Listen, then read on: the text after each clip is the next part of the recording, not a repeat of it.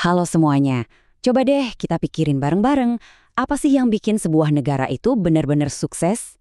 Selama ini, kita kayaknya punya satu jawaban yang simple banget.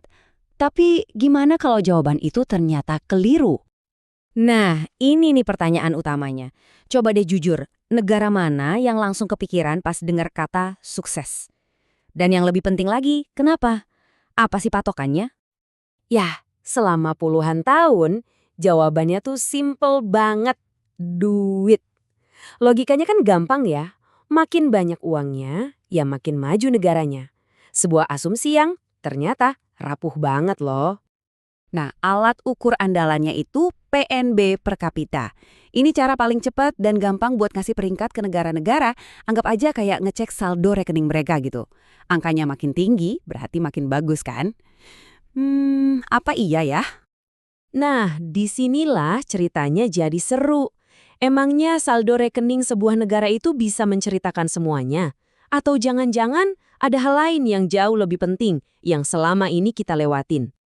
Oke, kita sebut aja ini ilusi pendapatan.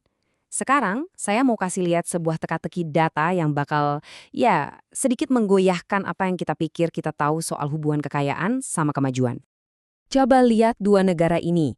Ada negara A, Pakistan, yang PNB per kapitanya 40% lebih tinggi dari negara B, Bangladesh. Kalau cuma lihat angkanya aja, jawabannya kayaknya udah jelas banget ya kan? Pasti Pakistan dong yang lebih maju. Tapi tunggu dulu. Dan disinilah faktanya bikin kita kaget. Coba lihat datanya deh.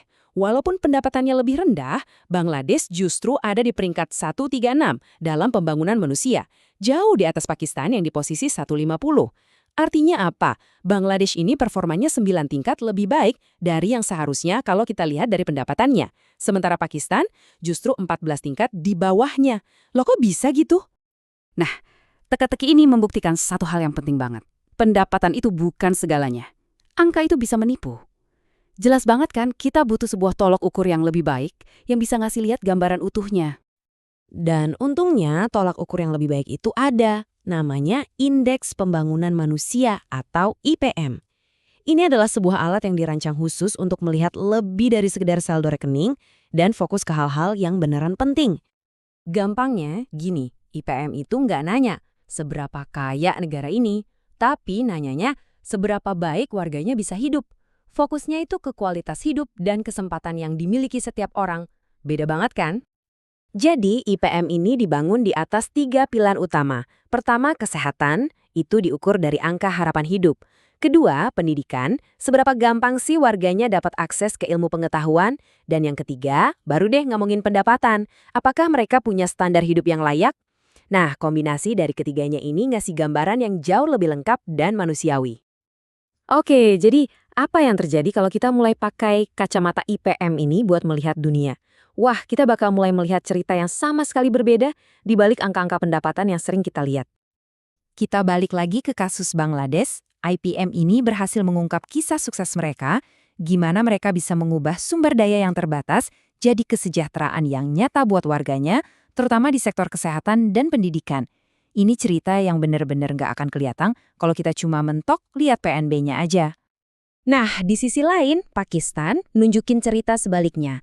Pendapatan yang lebih tinggi ternyata nggak otomatis jadi jaminan kualitas hidup yang setara. IPM ini justru ngebuka tantangan pembangunan yang tadinya ketutupan sama angka PNB yang kelihatannya kuat. Dan ternyata nih ya, kasus Pakistan dan Bangladesh ini bukan cuma satu-satunya. Di seluruh dunia kita bisa lihat pola yang sama.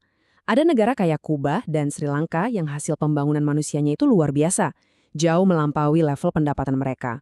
Sebaliknya, negara-negara yang kaya sumber daya alam kayak Guinea Ekuatorial sering banget performa IPM-nya justru di bawah ekspektasi. Menarik kan? Jadi, apa dong kesimpulan besarnya dari semua ini? Ya, semua ini maksa kita buat nanya ulang. Apa sih sebenarnya arti kemajuan bagi sebuah bangsa? Ada kutipan bagus yang ngerangkum ini semua dengan sempurna. Pembangunan sejati itu bukan cuma soal ngisi kas negara, tapi soal merombak total sistem ekonomi dan sosial supaya setiap warganya punya kesempatan dan kebebasan untuk berkembang. Terus kenapa ini penting? Gini, cara kita ngukur kesuksesan itu bakal nentuin prioritas kita. Kalau kita cuma ngejar PNB melulu, kita bisa aja ngorbanin investasi yang krusial di kesehatan dan pendidikan.